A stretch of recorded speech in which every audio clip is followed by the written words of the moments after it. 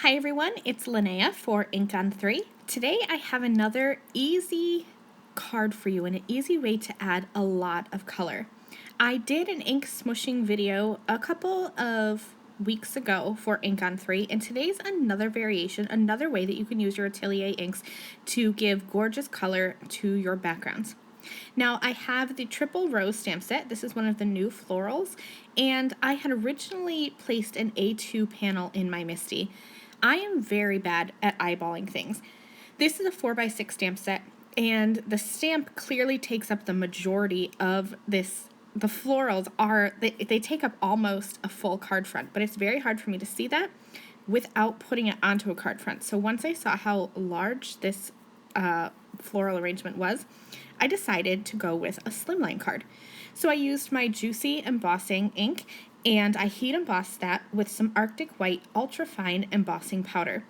It's hard to see right now, but as soon as I start adding color, you're going to see that image pop out. I have 3 colors of Atelier ink: Maryland Red, Peacock Blue, and My Jam Purple. And I have an acrylic block. Mine happens to be kind of wavy edged, which actually was beneficial in the end, but you could use anything that you have. If you have even like a flat glass coaster or something, that would work too.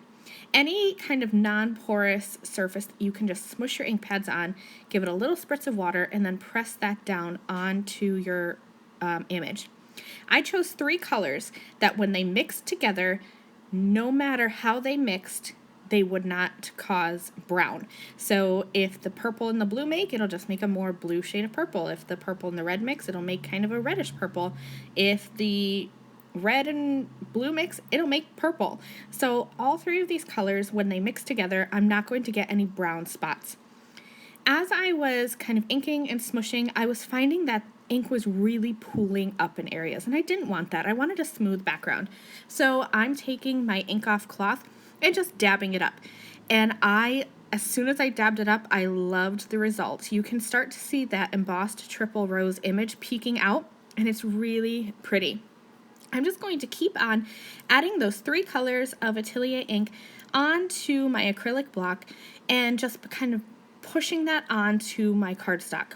I am working on watercolor cardstock because I'm putting quite a bit of water onto my work surface, and you can see that as I press down, this is sped up, but when I press down, I'm giving the ink probably like 10 seconds to really transfer onto my cardstock.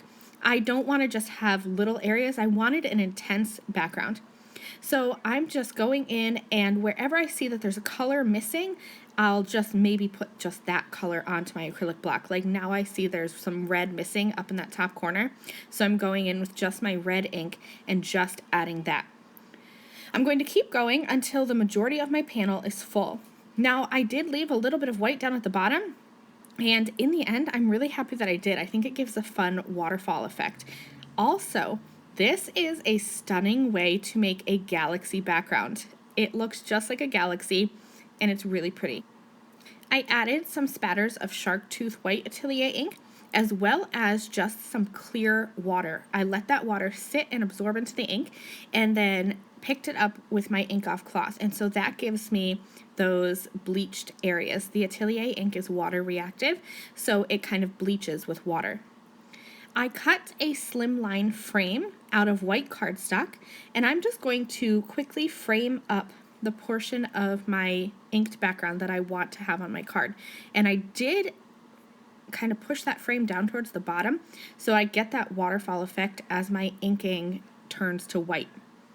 For my sentiment, I have a hello die cut, and I just stacked this up 3 times so that it's a thicker die cut.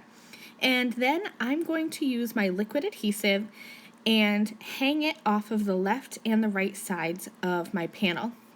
I'll just add a little bit of liquid adhesive on the left side of the H and the right side of the O and stretch that across.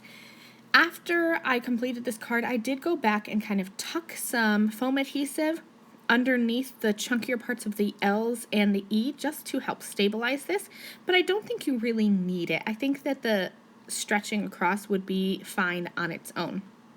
You can see there I have a second sentiment. It's a strip, and that is from the Here For You stamp set. I have been using those sentiments on a bunch of my cards. I'm really loving them, and I think that it's a nice touch to have that scripty sentiment and then a strip as well. Okay, all that's left to do is to add my card onto a card base. So I'm putting this panel onto a navy blue card base so that I get a little bit of that blue peeking around the edges. And this card is done. This is definitely a messy technique, but I love the results. So I hope that you'll take these tips and tricks and use your Atelier inks to get inky with your backgrounds, and I will see you again soon. Bye! Thank you again very much for watching this video.